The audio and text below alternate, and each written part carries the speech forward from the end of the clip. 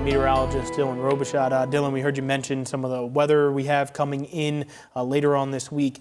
What are the chances of severe weather here?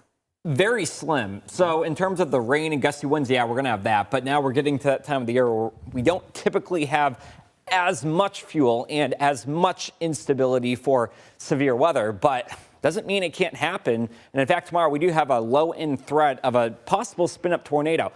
Look, when you got all those winds that we're going to have tomorrow, it's fair game that there could be a weak spin-up tornado. Unlikely, but not impossible.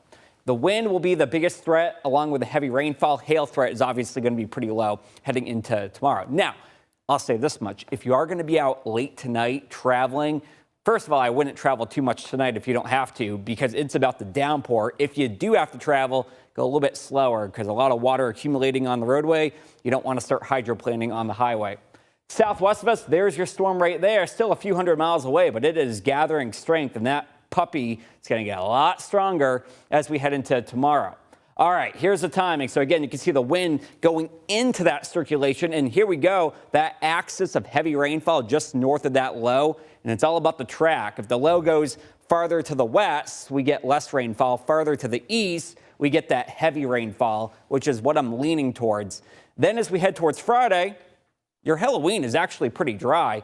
However, this will be one of the windiest Halloweens that you've probably experienced in many years. So I want you to be ready for that as well. All right, so now let's zoom in closer to home and kind of walk you through how this will all happen tonight.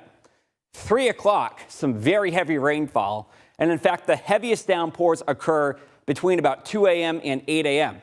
That works out perfect because many of you are at home at that time. But as we head towards 6, 7 o'clock, we get a second round off to the west, and that will amplify through mid-morning. So here's 10 o'clock in the morning.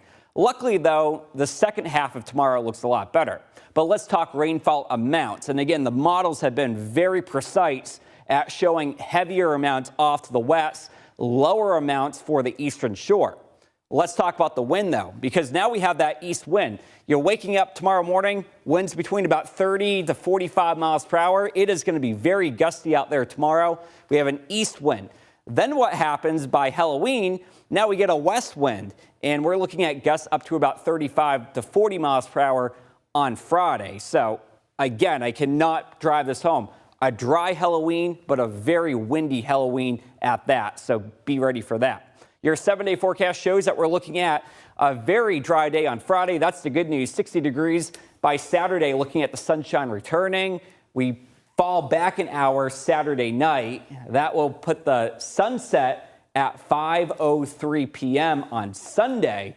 Then for Monday, we're looking at temperatures rebounding a little bit to the lower end of the 60s. We've got your sunshine for Tuesday and Wednesday. The temperatures will pretty much plateau around 60. And no big storms in our future once we get past Thursday.